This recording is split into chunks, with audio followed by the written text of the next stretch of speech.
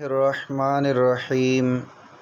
करोड़ों दरूद व सलाम नबी पाक सल्लल्लाहु अलैहि व आलिहि वसल्लम पर। हमारा आज का थ्योरम यानी कि मसला 12.12 है। ये है कन्वर्स ऑफ थ्योरम 12.11, यानी कि जो थ्योरम हमने 12.1 पढ़ा है ये उसका उलट है। कैसे उलट है अभी हम इसको समझेंगे। Any point equi distant from and points of A line segment, अगर कोई भी पॉइंट लें जो किसी भी लाइन सेगमेंट, ये एक लाइन सेगमेंट है, उसके एंड पॉइंट से बाहम फासले पर हो, सेम फासले पर हो, इज़ ऑन द, वो पॉइंट होगा राइट बाइसेक्टर ऑफ इट, उस लाइन के ऊपर वो राइट बाइसेक्टर होगा। हमारे थ्योरम की स्टेटमेंट में वो क्या कह रहा है स्टेटमेंट को हम दोबारा समझते हैं कि हमारे पास एक लाइन सेगमेंट है, फॉर एग्ज़ाम्पल ये वाला, इसके एंड पॉइंट्स ये ए बी हैं, इनके एंड पॉइंट्स से सेम डिस्टेंस पर कोई पॉइंट पी लें, वो जो पॉइंट पी है वो वो जो पॉइंट पी है वो हमारे पास राइट बाइसेक्टर होगा किसके ऊपर, लाइन ए बी के ऊपर। अब थ्योरम समझ आया कि अगर हम एक लाइन सेगमेंट के एंड पॉइंट से सेम डिस्टेंस पर कोई पॉइंट पी लेते हैं ए और बी से, ये ए और बी का सेम डिस्टेंस है, तो वो जो पॉइंट पी है वो क्या होगा, राइट बाइसेक्टर होगा। राइट बाइसेक्टर का मतलब वो इस लाइन को बराबर दो हिस्सों में तकसीम करेगा और 90 का एंगल बना रहा होगा। अब हम थोड़ा सा रिमाइंड कर लें प्रीवियस थ्योरम को। वो ये था कि अगर आपके पास कोई एक लाइन सेगमेंट है ए बी, उसके ऊपर राइट बाइसेक्टर लेते हो। अब राइट बाइसेक्टर के ऊपर अगर कोई पॉइंट लेते हो पी, तो वो सेम डिस्टेंस पर होता है ए और बी से। तो अब ये वाला जो थ्योरम है वो उसका उलट है। अब उसने क्या काम किया, उसने कहा कि ये डिस्टेंस सेम पॉइंट पर है। अब आपने साबित करना है कि ये एक राइट बाइसेक्टर है। अब हम थ्योरम के पार्ट्स करते हैं। हमें गिवन क्या है, A B is a line segment.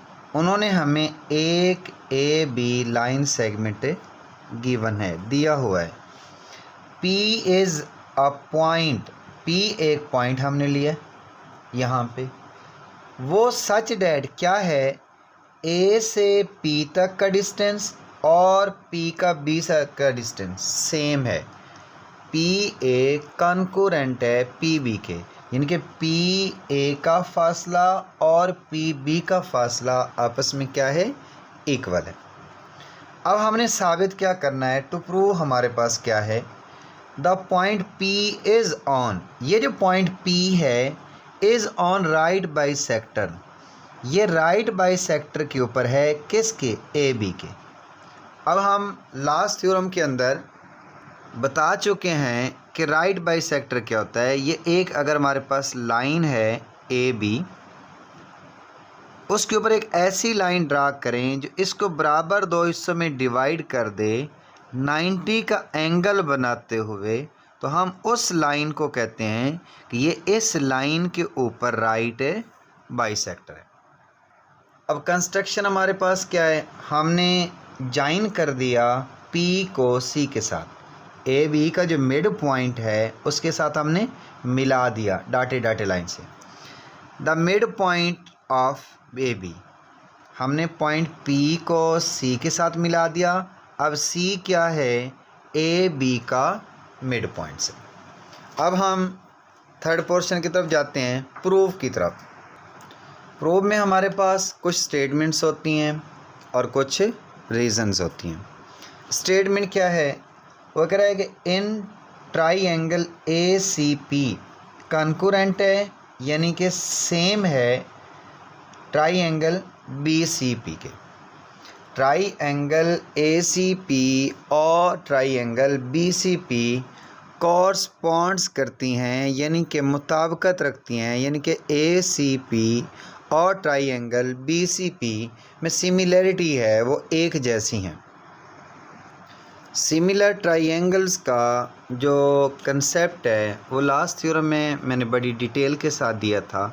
हमारे पास फॉर एग्ज़ाम्पल ये ACP एक ट्राइंगल है ये वाली, और एक ट्राइंगल BCP है। तो ज़रा गौर करें, इसकी ये वाली साइड और ये वाली साइड ये एक जैसी होंगी। फॉर एग्ज़ाम्पल इधर मैंने मिसाल दी थी कि अगर इधर LED लगी हुई है तो इधर भी LED होनी चाहिए।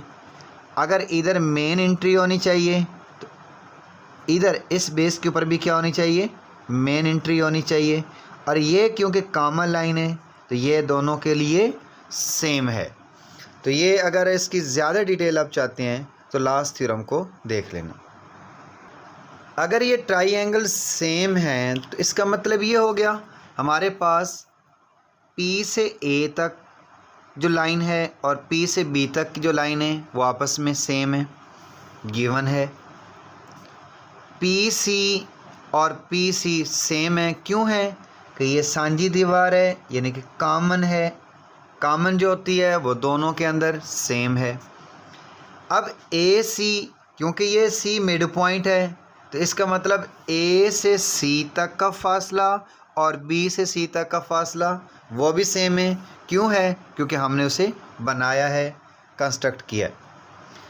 अब अगर हमारे पास सिमिलर ट्राइंगल्स थी, ट्राइंगल की आपस में मुताबिकत थी, कॉरस्पॉन्ड्स कर रही थी, तो इसका मतलब ये हो गया कि अगर उनकी तीनों साइड बराबर आ गई हैं, ये अलामत जो है 2 डॉट नीचे हो 1 डॉट ऊपर हो, इसको पढ़ते हैं हम देयरफॉर। अगर ये तीनों देखो PA और PB सेम, A से C तक और B से C तक सेम, और ये दरमियान वाला जो है PC वो भी सेम।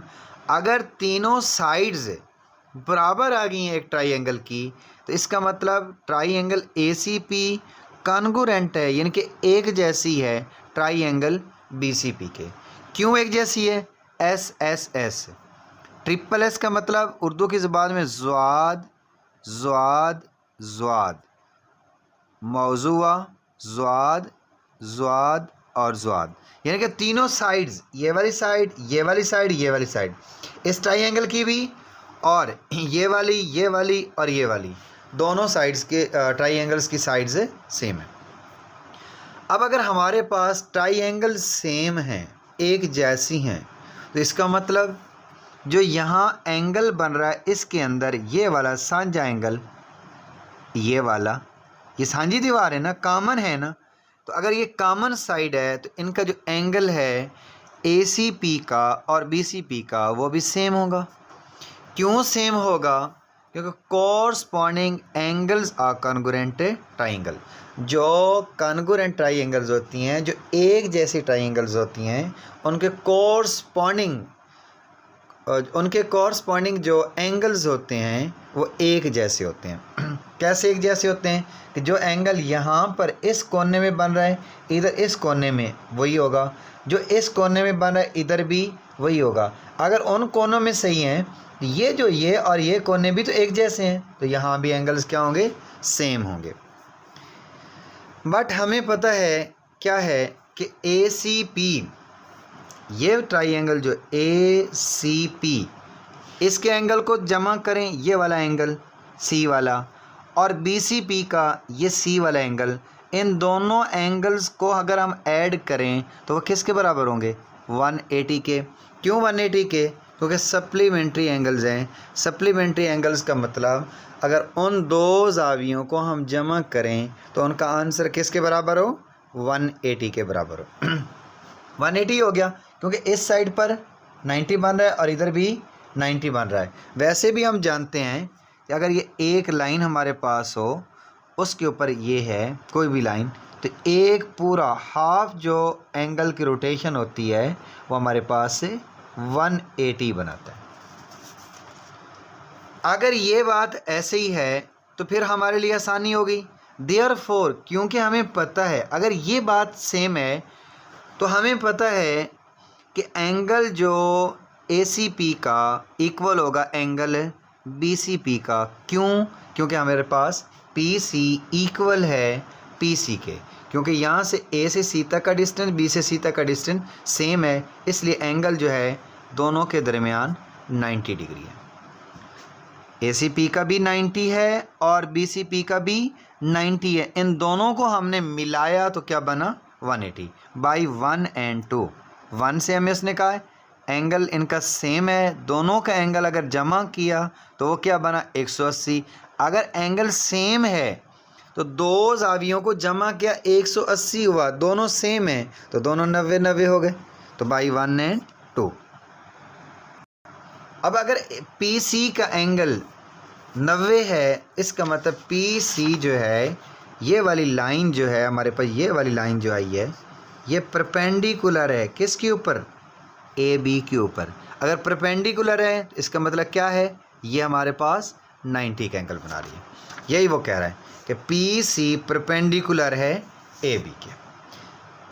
क्यों है? कि मेजर ऑफ एंगल ACP किसके बराबर है? 90 डिग्री के, जो कि हम प्रूव कर चुके हैं। अब ये हमें गिवन है कि CA इक्वल है CB के बाई कंस्ट्रक्शन, ये हमें बताया हुआ है। देयरफॉर फिर यहाँ से ये साबित हो गया कि PC is right bisector. PC क्या है?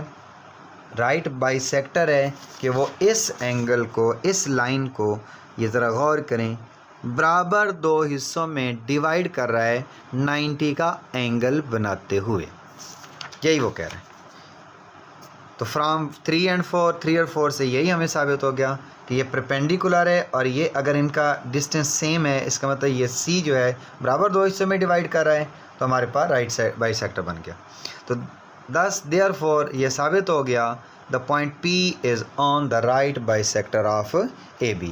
जो हमने पॉइंट P लिया था वो हमारे पास क्या बन गया था? Right bisector. ये वो P जो पॉइंट है वो AC लाइन के ऊपर क्या बन गया? Right bisector.